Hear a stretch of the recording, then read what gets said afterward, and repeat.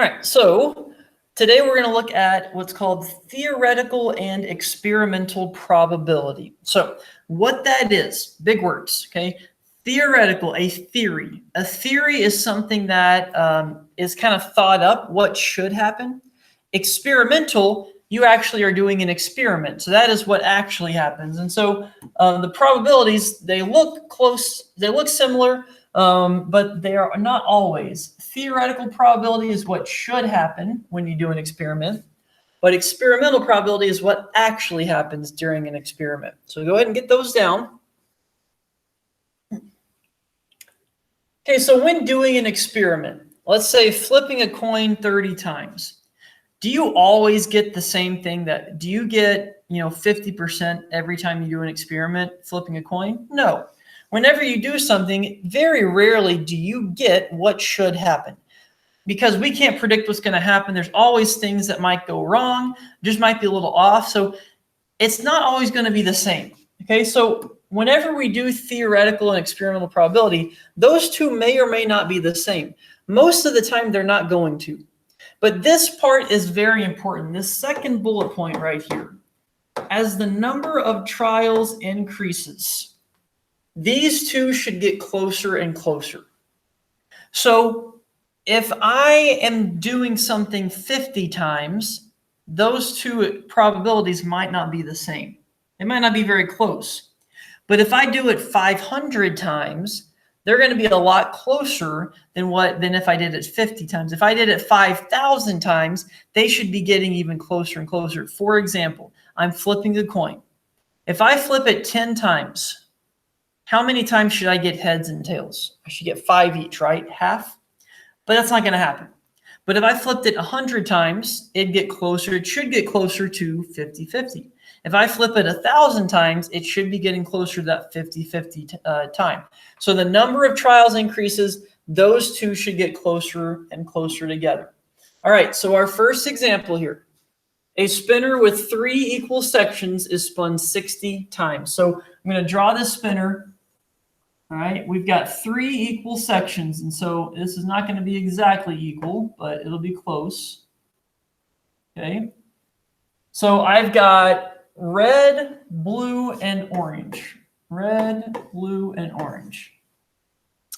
So if any time that they say, what is the probability of landing on red? Okay, this question, this right here, that means what is the experimental probability?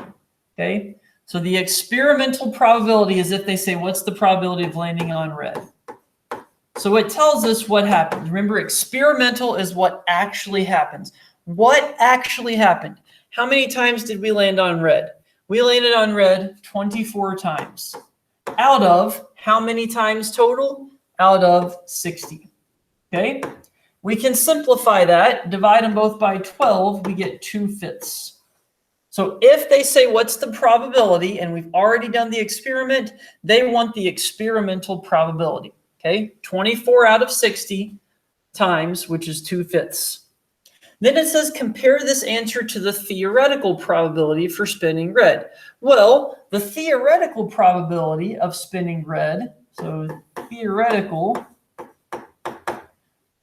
looking at that spinner, okay, looking at the spinner, what is the probability of landing on red? Well, isn't it 1/3, right? 1/3 or 33%. Okay, the way that I got 33% is I did 1 divided by 3. But theoretical is what should have happened. What should happen is every time I spin, every third time, I land on a different color, right? Land on orange 1/3 of the times, red 1/3 of the times, and blue 1/3 of the times, because they're all 3 equal sections. However, that doesn't happen. The experimental probability, if I did 2 divided by 5, I would get 40%.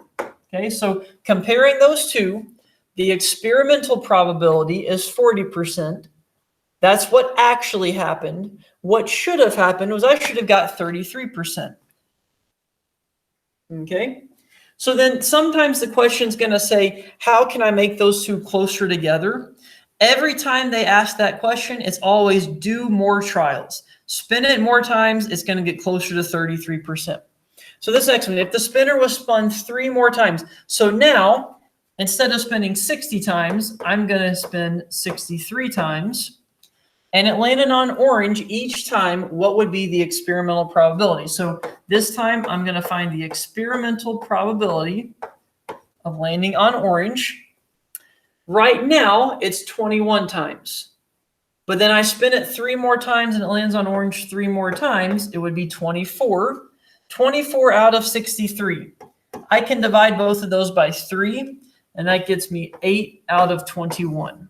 Okay, so the probability of landing on orange now, after I've spun those 3 extra times, would be 24 out of 63, or 8 out of 21. You're going to get a little more practice. Okay, a little more practice doing this. Remember, key, theoretical is what should happen. Experimental is what actually happens. Okay, so our next question. 2 dice are rolled together 20 times. A sum of 9 is rolled 8 times. So what is the experimental probability of rolling a sum of 9? Okay, so first thing is we'll write the sum of 9 here.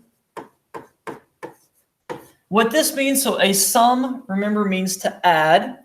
So what that is saying is whenever you take the 2 die and roll and add the numbers together, you get a 9. Okay, so what are the chances that I could roll 2 dice and get a 9? So first of all, 2 dice are rolled. Okay, 2 dice are rolled. How many different options do I have? Well, I have 6 on one and 6 on the other. Remember our last lesson, what we did with those 2 numbers? We have 6 outcomes on one die, 6 on the other. We multiply them together, and so there's going to be 36 total outcomes. All right, so now let's focus on our sum of 9. So let's say I rolled a 1 on the first die. Is there a number I could roll on the second die that would get me 9? Nope, because that would be 8. Dice doesn't go up to 8. Okay, I roll a 2. 2 plus 7 equals 9. Can't do that. What if I rolled a 3? If I rolled a 3 on the first, I could roll a 6 on the second, right? What if I rolled a 4 on the first die? 4 and 5. What if I rolled a 5 on the first die? 5 and 4. And if I rolled a 6 on the first die, 6 and 3. So there are 4 chances. 4 out of 36. Okay, and 4 out of 36 would be 1/9. Oh, I'm sorry, 9 out of 36. 4, how many times did I actually roll?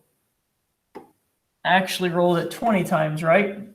So it would be 4 out of 20, or 1/5. Okay, 4 out of 20 or 1/5. Okay, so then compare that to the theoretical probability, right? So compare the theoretical to the experimental. So how many times did I actually, so experimental was 4 out of 20 or 1/5. And I'm going to make that into a percent, and that would be 20%. Okay. I'm sorry, I'm messing up big time. I rolled 8 out of 20.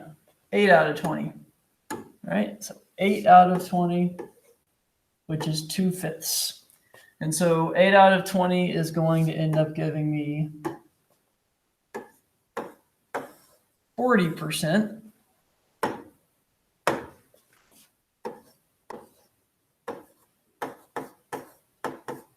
Okay, so let's look back at this first question. What's the experimental probability? Remember, experimental probability is what actually happens. So what actually happened, I got ahead of myself on this one. Okay, I got ahead of myself. What actually happened is I rolled a sum of 9 8 times out of 20, which is 2/5. So forget about this sum of 9 first. Okay, experimental probability is 40%. Now let's focus on the theoretical. So the theoretical is what should have happened. Well, now let's look at what we just did. Okay. The sum of 9, I should have rolled 4 times out of 36. That's what we were talking about. Theoretical is what should have happened. There were 36 total outcomes. 4 of those outcomes would be a sum of 9. And so 4 out of 36, that simplifies to 1/9. And when you divide that, you get 11%. Okay, so the experimental probability is what actually happened, and that was 2 out of 5 or 8 out of 20. Okay. Theoretical is what should have happened. There are 4 different possibilities of rolling a sum of 9 out of 36 total outcomes. 4 out of 36 is 11%. So then the last question, what's the experimental probability of rolling a sum that is not 9? Remember, experimental probability means what actually happened. So probability of rolling not a sum of 9. We got to go back up here to the 20 times, and I rolled a sum 8 of those times. So out of the 20 times that I rolled, 8 were a sum of 9. So how many were not? Well, what's 20 minus 8 would be 12, and that would equal 3/5. So the experimental probability, what actually happened, okay, that is 12 out of 20, because the other 8, I rolled a sum of 9. All right? So then our last question is using the experimental and theoretical probability to answer a question like this. So last year, a DVD store sold 670 action DVDs, 580 comedy, 450 drama DVDs, and 300 horror DVDs. Media buyer expects to sell 5,000 DVDs this year. Based on these results, how many comedy DVDs should she buy? Okay, so the first thing we've got to do is figure out how many total DVDs are there. So out of last year's stock, how many total DVDs are there? So do 670 plus 580 plus 450 plus 300, you get 2,000. So out of those 2,000, we've got to figure out the comedy DVDs. So probability of a comedy DVD out of 2,000, well, they tell us how many there were. There were 580. Okay, so from here, you can do 2 different things. You can either make this a percent, and then multiply that by 5,000. If you simplified it, you would get 58 over 200. And then divide that by 2, you get 29 over 100. And notice 29 out of 100 is 29%, right? So 29%, from there, I would do 5,000 times. Remember, before you can multiply by a percent, what do I need to do with that 29%? Well, I should multiply it by, or make it a decimal, sorry. Multiply it by 0.29. So do 5,000 times 0.29.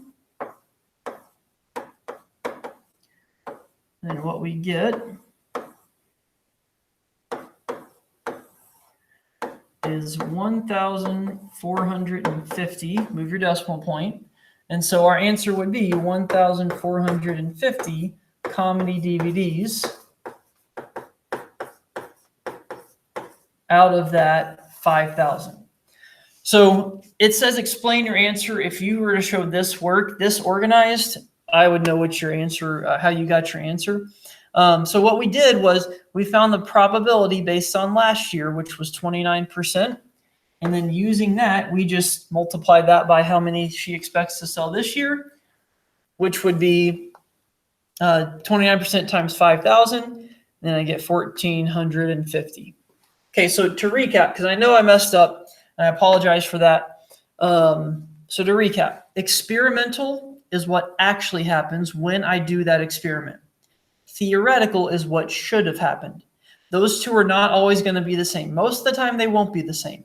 But if you need to get them closer together, if it ever says, how do I get these two closer together? The answer is always do more trials. Do the experiment more times, and that's going to be able to give you a closer experimental and theoretical. So experimental is what actually happens. Theoretical is what should happen.